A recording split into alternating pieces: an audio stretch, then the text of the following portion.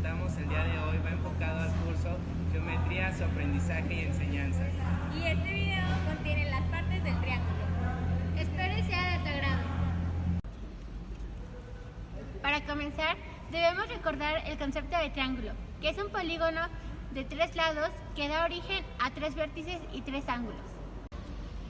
Los elementos primarios del triángulo son: los elementos primarios corresponden a los vértices, lados, ángulos interiores y ángulos exteriores.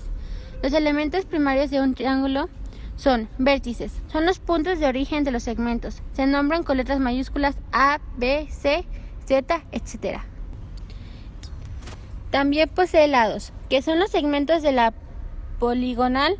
Se designan por las 2 letras de sus extremos coronadas por un pequeño trazo, o por una letra minúscula A, B, C, que corresponden a la letra que nombra el vértice opuesto a ABC. Además, también posee ángulos interiores. Son aquellos formados por cada par de lados consecutivos del triángulo. Se denomina por las 3 letras mayúsculas de los vértices o por una letra griega ubicada entre los lados del ángulo. Y para finalizar, posee ángulos exteriores. Son los ángulos formados por un lado del triángulo y la prolongación de otro hacia la región exterior. Se nombran generalmente por la letra del ángulo interior adyacente con su subíndice. A continuación, te vamos a explicar un poco sobre los elementos secundarios que conforman un triángulo. El primer elemento secundario de un triángulo es la altura. La altura es un segmento perpendicular que forma ángulos de 90 grados a un lado o a su prolongación desde el vértice opuesto. La altura se designa con la letra H. Un triángulo tiene 3 alturas, una por cada lado. El punto cero donde concurren las 3 alturas se llama ortocentro. El segundo elemento es la bisectriz. Esta es la recta que divide un ángulo, es decir, es la recta que divide un ángulo en su mitad. Un triángulo tiene 3 bisectrices, uno por cada ángulo, y se designa normalmente por la letra B. El punto cero donde concurren las 3 bisectrices se llama incentro. El incentro corresponde al centro de una circunferencia inscrita en el triángulo. El tercer elemento hace referencia a las mediatrices. Estas corresponden a rectas perpendiculares a cada uno de los lados del triángulo en su punto medio.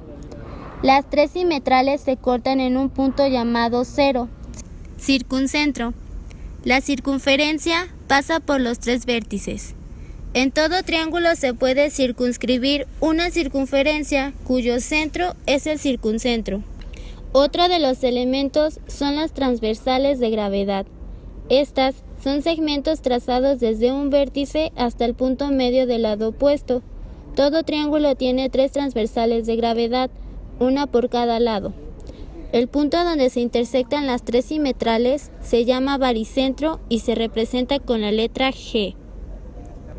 El último elemento que mencionaremos son las medianas. Estas son segmentos que unen directamente los puntos medios de 2 lados del triángulo, de 2 en 2. La mediana se designa con la letra M. La mediana tiene una longitud igual a la mitad del lado paralelo.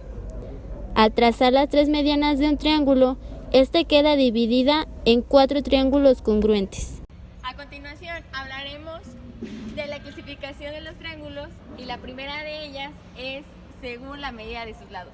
El primero de ellos es el triángulo equilátero y este se caracteriza porque todos sus lados son iguales y tiene 3 ángulos de 60 grados. El siguiente es el triángulo isósceles y este tiene 2 lados de igual medida y uno de distinta medida. Y el último de ellos es el triángulo escaleno. Este tiene todos sus lados de distinta medida y de igual manera sus ángulos. La siguiente clasificación es de acuerdo al tipo de ángulos que posee. El primero de ellos es el acutángulo y este tiene los 3 ángulos agudos, o sea que mide menos de 90 grados. El siguiente es el rectángulo y este tiene un ángulo interior que es recto y los otros 2 son agudos. Los lados que forman el ángulo recto se llaman catetos y el otro hipotenusa. Por último es el obtusángulo Este tiene un ángulo interior que es obtuso, que es más de 90 grados, y los otros dos ángulos son agudos. Esperamos que este video te haya ayudado a conocer un poco más sobre las partes del triángulo. Gracias.